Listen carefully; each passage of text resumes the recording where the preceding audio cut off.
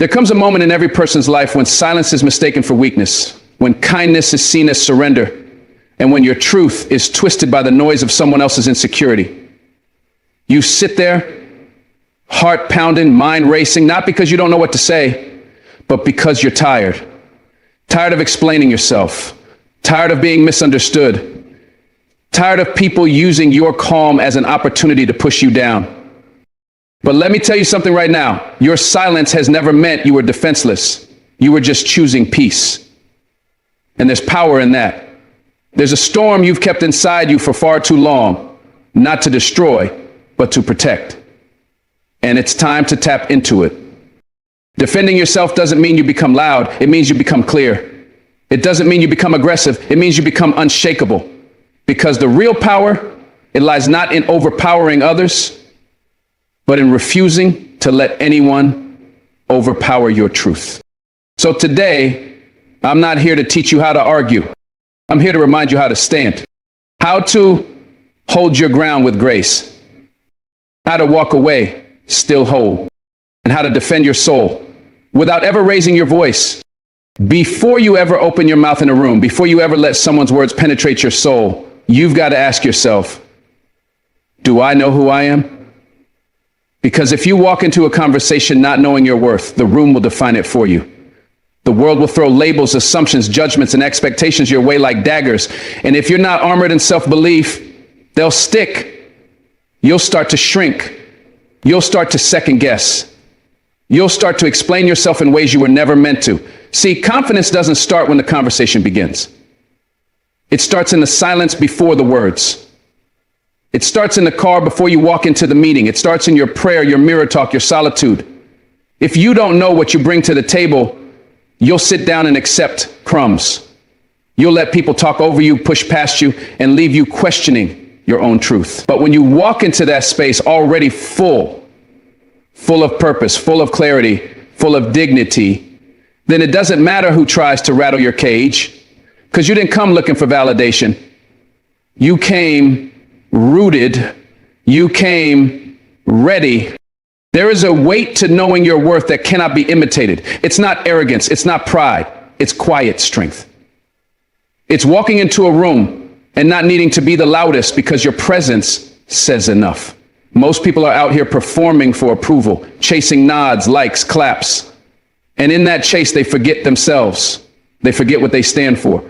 But when you know your worth, you no longer perform. You show up, you speak truth, and you let the chips fall where they may. You understand that your value isn't up for debate. It's not on the table for negotiation. You're not selling yourself, you're honoring yourself. And that changes how you carry every sentence, every pause, every response. You don't over-explain. You don't beg people to understand you. You speak from conviction and let the truth settle where it may. And people feel that. They may not like it, but they'll respect it. Because deep down, we all recognize someone who stands tall in their own spirit.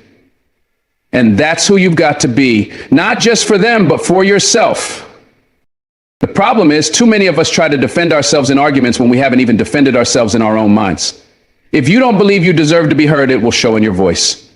If you don't believe your experiences matter, it'll show in your hesitation. People pick up on energy before they pick up on words. That's why some folks can say very little and yet command the entire room. It's not the vocabulary, it's the conviction. You've got to do the internal work first. Face your insecurities. Acknowledge your fears. Heal from those old conversations where you were silenced, dismissed, or misunderstood. You can't change what others did to your voice, but you can decide what you'll do with it now. Will you keep suppressing it to keep the peace, or will you let it rise steady and sure? Because your story deserves space. When you've done the inner work, you stop looking for someone to rescue you from conflict. You become your own anchor, and in the middle of heated words, you stand still, not because you're frozen, but because you're sure. See, the goal is not just to win arguments. That's too small. The goal is to be so deeply aware of your own value that arguments no longer pull you into emotional chaos. You don't need to defend every accusation. You don't need to prove yourself to people who already made up their minds about you. Sometimes the most powerful thing you can say is nothing. because you're no longer living to be understood by people who refuse to see you. That kind of strength only comes when you know your worth, and not just in your career or your achievements, but in your essence. You know what you survived. You know what you've built from nothing. You know what it took to even be standing here today. So why would you throw all that away trying to earn validation from someone who hasn't walked your path? You don't owe them a breakdown. You owe yourself peace. You don't owe them an explanation. You owe yourself consistency. You're not here to beg.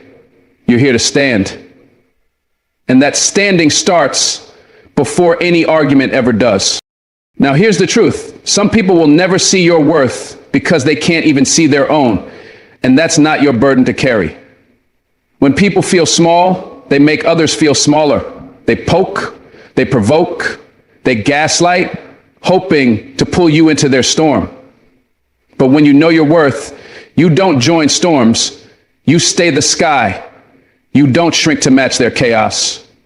You stay steady, grounded, clear. You understand that disrespect says more about them than about you. And instead of reacting, you respond. Instead of clapping back, you speak facts. Instead of matching energy, you rise above it. That's the power of worth. It frees you. It releases you from the toxic dance of trying to prove your light to those addicted to darkness. And it teaches you something precious. You don't have to show up to every battle. Some battles are won by walking away with your head high and your peace intact. Too often we teach people how to treat us by how we treat ourselves. If you keep downplaying your accomplishments, brushing off your pain, and apologizing for your existence, people will follow your lead. They'll believe you when you show them you don't think you matter. But when you walk with reverence for yourself, when you speak like someone who knows their time is valuable, their voice is sacred, their energy is not to be played with, then the room shifts. You don't even have to demand respect. It meets you at the door. And when it doesn't, you leave. Not out of weakness, but out of wisdom. You stop chasing places where you have to beg to be seen. You stop defending yourself to people who are committed to misunderstanding you. You stop explaining your heart to those who've proven they don't care to hold it gently. That's not pride. That's protection. And you've earned the right to protect your spirit. Every time you walk into a situation where tension is present, where someone's looking to argue, to belittle, to dominate, you've got to check in with yourself. Am I walking in full, or am I hoping this person will fill me? If it's the latter, you're vulnerable. Because if they withhold that validation, you'll crumble. But if you come in full, then nothing they say or don't say changes your foundation. You can listen without absorbing. You can speak without needing to convince. You can hear their criticism and still hold your head high, because you're no longer built on compliments or consensus. You're built on character. And character doesn't beg. It doesn't flinch. It doesn't back down when truth needs to be spoken. It stands quietly, firmly, unshakably. The deeper your worth, the less you argue. Because you realize not everything deserves your voice. You're not trying to win petty debates. You're not caught up in ego wars. You're not rattled by someone's bad day disguised as tough love. You see it, you recognize it, and you decide, is this worthy of my energy? Is this aligned with my purpose? Or is this just another trap to pull me out of alignment? Most arguments aren't about truth, they're about control, about fear, about insecurity. And when you know your worth, you stop participating in battles that were never yours to fight. You stop trying to fix people through conversation.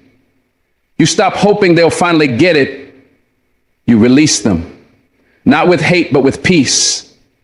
Because when your identity is rooted, you don't need their understanding to feel whole. You will be misunderstood. You will be misjudged. You will be misquoted. That's part of life. But how you respond reveals whether you truly know your worth. If every opinion rattles you, you still have work to do.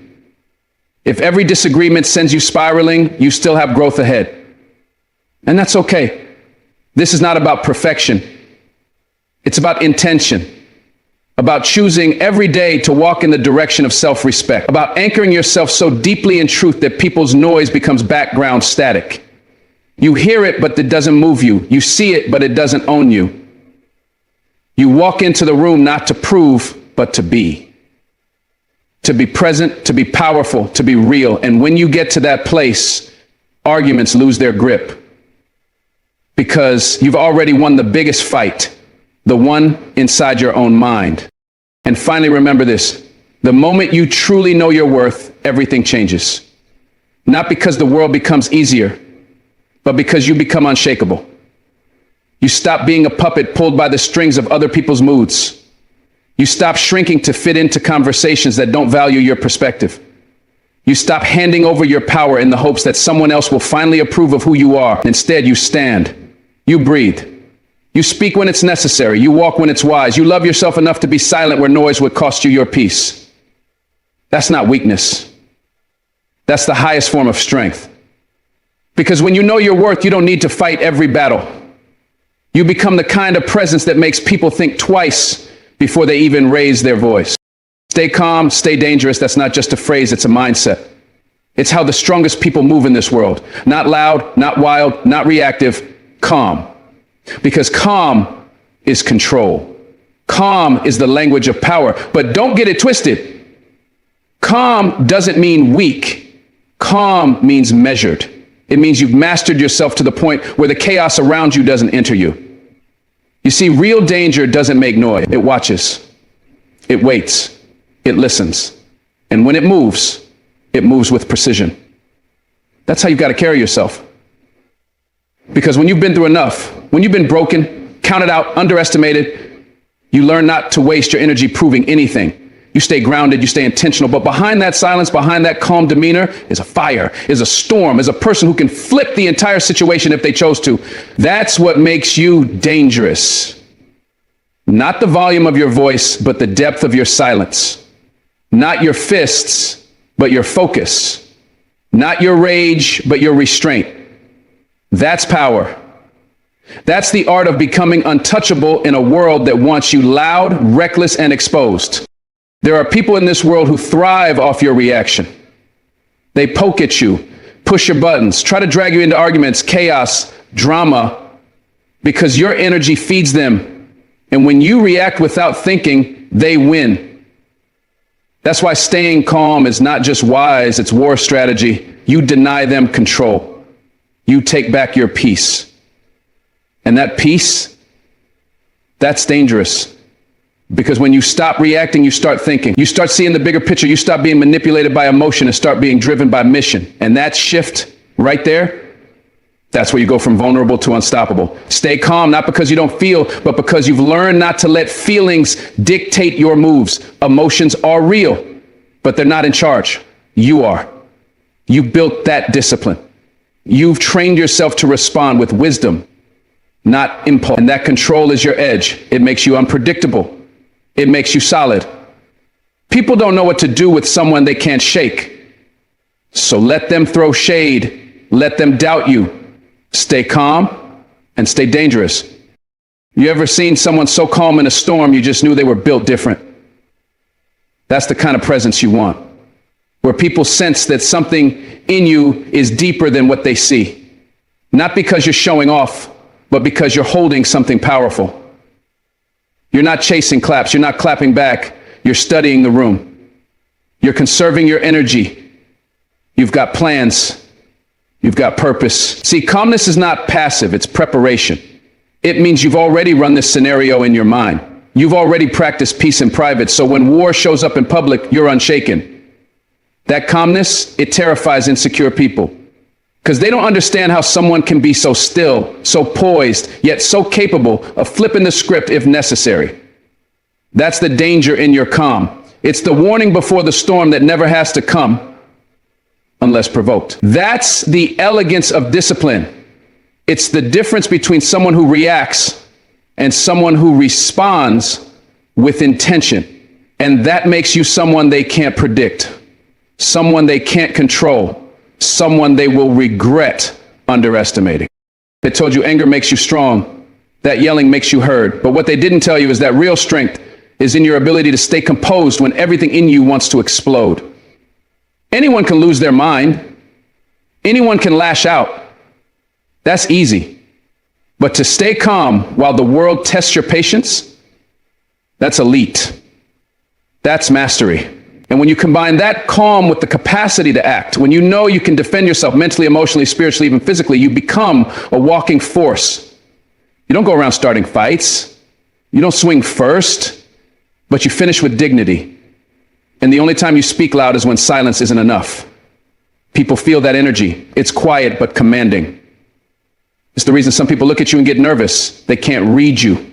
You're not giving them what they want. You're not dancing for their dysfunction. That makes you dangerous in all the right ways. Because you've mastered the part of yourself that once controlled you. You've taken back your inner power, and now your silence says more than your words ever could. Sometimes the most dangerous person in the room isn't the loudest. It's the one who's been through hell and came out patient. The one who doesn't need to prove themselves anymore because they already know what they're capable of. They've seen their own darkness, faced their demons, died to old versions of themselves, and rose up better, stronger, wiser. That kind of person moves differently. They walk slower, speak softer, but when they act, it's final. That's who you're becoming when you choose to stay calm under pressure. You're not denying your strength, you're refining it. You're keeping it sacred. You're not throwing it around for attention. You're preserving it for purpose. And when that moment comes, when it's time to stand up and act, you do it with such clarity and confidence that the world has no choice but to take notice. That's not violence. That's vision. That's not chaos. That's control. And the more you train yourself to stay calm in storms, the more dangerous you become to anything that tries to pull you off your path. You don't need to show your strength to every stranger. You don't need to respond to every insult. You don't need to prove yourself in every situation. That's how you burn out. That's how you lose your focus.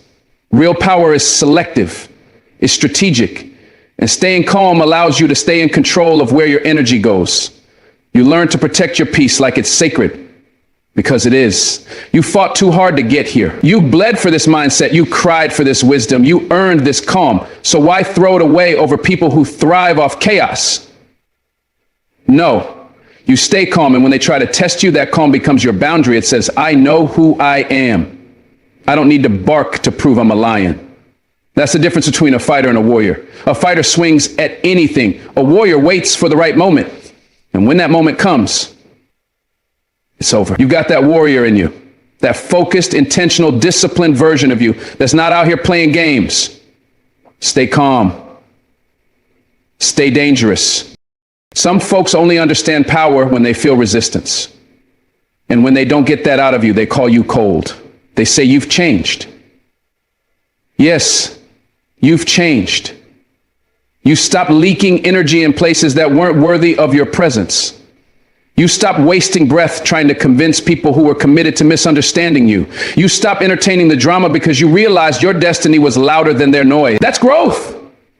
That's evolution. And you'll lose people on the way, but you'll find yourself. You'll find a deeper level of peace that no one can give you and no one can take away. That's the calm they don't talk about. The peace after pain. The silence after storms. And once you find that, you guard it. Not with anger, not with walls, but with wisdom. Because staying calm doesn't mean letting people walk all over you. It means choosing your battles. It means knowing your worth. And it means having the courage to walk away from anything that costs you your power. That kind of calm, it's sacred. And yes, it's dangerous. You ever realize how the most powerful people in life say the least? They don't need to dominate every conversation. They don't jump at every opportunity to argue. They just observe, calculate, wait. Because they know when they speak, it matters. When they move, it shifts things. That's what you become when you practice restraint. When you stop being moved by ego and start being guided by purpose, your words start to carry weight. Your presence becomes unforgettable. You don't just take up space, you command it. And that doesn't come from volume, it comes from presence. From being so sure of yourself that you don't need to flex your strength. You are your strength. Calmness in that light becomes your sharpest weapon because no one sees it coming. They think you're soft. Until you move, they think you're quiet. Until you speak, they think you're passive. Until you lead, that unpredictability, that controlled stillness, it's power in its purest form. And it's yours if you train yourself not to break every time life throws a test. The old you would have snapped, would have reacted, would have screamed to be heard. But this version of you, you've learned that composure is louder than chaos, that walking away is stronger than clapping back, that your energy is too expensive to be spent on temporary emotions. You've learned to breathe, to think, to hold the line.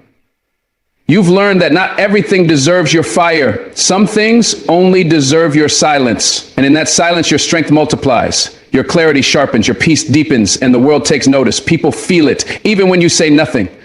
That's the real power of calm. It turns the whole room into witnesses. Because staying calm doesn't mean you're weak. It means you're ready.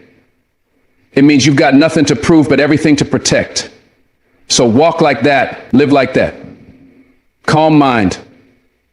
Dangerous focus, unshakable spirit. You've been carrying that sword your whole life, ready to fight, ready to defend, ready to prove to the world that you're not someone to mess with. And maybe that sword helped you survive. Maybe it protected you when no one else did, but now it's heavy, it's sharp, and it's cutting things you love. It's time to put it down, not because you're weak, but because you're wise. Because healing doesn't happen with the blade in your hand. Healing happens when you pick up the mirror, when you stop swinging at the world and start looking within. The mirror doesn't lie. It reflects back the parts of you that need attention, not destruction. It shows you the wounds you've been hiding, the pain you've buried under pride, the fear that's been dressed up as anger. And when you face it, not with judgment, but with love, you start changing for real. The sword reacts, the mirror reveals. And if you want to grow, if you want to evolve, you've got to get honest with yourself. Stop blaming, start becoming. Look in the mirror and see not just who you are, but who you're meant to be. The sword will tell you to cut people off, to prove them wrong, to be louder, harder, colder. But the mirror tells you to slow down, to breathe, to ask, why did that bother me so much? It makes you face your patterns, your trauma, your part in the story. And that's where the real work begins. Anybody can fight. Anybody can point fingers. But it takes a different kind of strength to say, I've got healing to do. It takes courage to sit with your own reflection and not flinch when it shows you your shadow. But that's where transformation happens. When you stop fighting the world and start working on yourself. When you stop trying to win arguments and start learning from pain. Because sometimes the enemy isn't outside. It's the version of you that refuses to grow. The version of you that swings the sword every time someone gets close. And the mirror shows you that. Not to shame you, but to shape you. So if you want peace, if you want purpose, if you want to break cycles that have been running your life, use the mirror, not the sword. There's a reason some people never heal. They're too busy fighting battles that started inside of them. They go from job to job, relationship to relationship, conflict to conflict, swinging that same sword, cutting everything that threatens their ego. But the problem isn't always out there. Sometimes the war is within. And until you look in the mirror and deal with what's hurting you, what's haunting you, you'll keep repeating the same pain in different places. See, the mirror doesn't let you lie. It doesn't let you escape. It makes you confront the parts of you that are still bleeding. The parts that never felt enough. The parts that learn to survive instead of feel. And if you're brave enough to face that, you can finally stop the war. You can stop reacting from old wounds. You can stop bleeding on people who didn't cut you. That's the power of the mirror. It forces you to grow up, to let go, to forgive. Not just others, but yourself. Because sometimes the hardest battle isn't against them. It's against a part of you that believes you're unworthy of peace. The sword feels good in the moment. It gives you the illusion of strength. You clap back, you defend your pride. You feel powerful for a second. But after the dust settles, what did it fix? What did it heal? Did you feel better or just more exhausted, more guarded, more alone? That's what the sword does. It keeps you fighting. But the mirror, it gives you clarity. It asks, what am I still carrying? It doesn't care about being right. It cares about being free. Because freedom doesn't come from domination. It comes from understanding. And when you use the mirror, you stop reacting from insecurity and start responding from identity. You stop being controlled by what hurt you and start being led by what's healing you. That's growth. That's power, not the kind that intimidates people, but the kind that inspires them. Because when you walk into a room with peace in your spirit and truth in your heart, you don't need a sword. You become a mirror for others. You show them what's possible. You show them that strength can be soft, that peace can be powerful. You ever meet someone who doesn't fight back the way the world expects them to? They don't swing. They don't scream. They don't stab back with their words. Instead, they respond with presence, with compassion, with confidence that comes from knowing who they are. That's not weakness. That's wisdom. That's what happens when someone trades their sword for a mirror. They've done the work. They've faced their pain. They've cried in silence. And now they don't fight people. They fight patterns. They don't waste energy on revenge. They invest it in becoming. And when you live like that, you stop needing to destroy others to feel whole. You start protecting your peace instead of your pride. That's real transformation. That's what makes you different. Not how sharp your words are, but how deep your healing is. Not how fast you react, but how well you reflect. And that reflection, that's what sets you free. Not free from conflict, but free from being ruled by it. Because you've learned that everything doesn't need your sword. Some things just need your stillness. It takes real power to sit with your triggers and not let them turn into weapons. To feel the fire rising in your chest and choose to listen instead of lash out. That's emotional maturity. That's the fruit of someone who's picked up the mirror again and again, even when it hurt. Because healing doesn't always look beautiful. Sometimes it looks like sitting in your car after a tough conversation and realizing that anger wasn't about them. It was about me. Sometimes it looks like apologizing for a reaction that came from an old wound. Sometimes it looks like catching yourself before you say something you can't take back. That's what the mirror teaches you. It teaches you to pause, to breathe, to ask better questions. Where did that come from? What am I really feeling?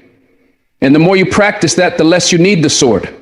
Because now you've got tools, you've got awareness. And that awareness is what transforms pain into power. Not destructive power, but the power to choose peace when chaos would be easier.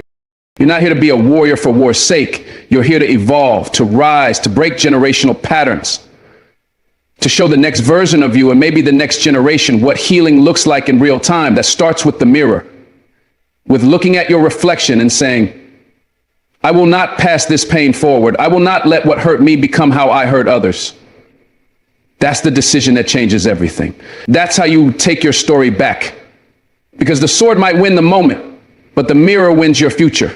And when you live from the mirror, you stop being so easily offended. You stop making everything about ego. You start choosing your response instead of being controlled by your reaction. That shift, that's what makes you magnetic. That's what makes you wise. Because you've become a master of yourself. And once you've mastered your inner world, no outer chaos can break you. That's the reward of the mirror. It makes you unshakable. Not because life gets easier, but because you've gotten deeper. We've all got battles, we've all got scars. And for a long time, it made sense to carry the sword. It made sense to protect yourself, to stay guarded, to keep people at arm's length. But what if that season is over now? What if it's time to drop the weapon and pick up the mirror? What if your strength isn't in how many fights you win, but how many patterns you break? What if the next level of your life isn't about defense, but about reflection? That doesn't mean you let people walk over you. It means you get so rooted in who you are, you don't need to swing to be safe. You don't need a cut to be respected. Your peace becomes your protection. Your awareness becomes your weapon. And when you walk like that, when you live from a place of self-understanding, not self-defense, that's when everything starts to shift. Because now you're not just surviving, you're evolving. You're becoming who you were always meant to be. And that version of you doesn't need a sword. It needs the mirror. Every time life tests you, you've got two choices. React from the wound or respond from the wisdom, the sword or the mirror. And the more you choose the mirror, the more you start to heal what used to hijack you. You start seeing things differently. You start realizing that some of your greatest enemies were just unhealed parts of yourself. That some of the fights you picked were just reflections of inner wars you hadn't faced yet. But now you're ready. Ready to stop reacting, ready to start becoming. And it begins with that one decision. I will use the mirror, not the sword. I will stop trying to prove and I will start trying to understand. I will be honest about where I hurt. I will take responsibility for my growth, and I will love myself enough to do the hard work. That's the way. Thank you for walking through this message with your heart open. Thank you for staying true to yourself even when the world tried to reshape you. Keep living in purpose. Keep rising in silence. And never forget, your life is the final word. God bless you. Stay strong and keep walking tall.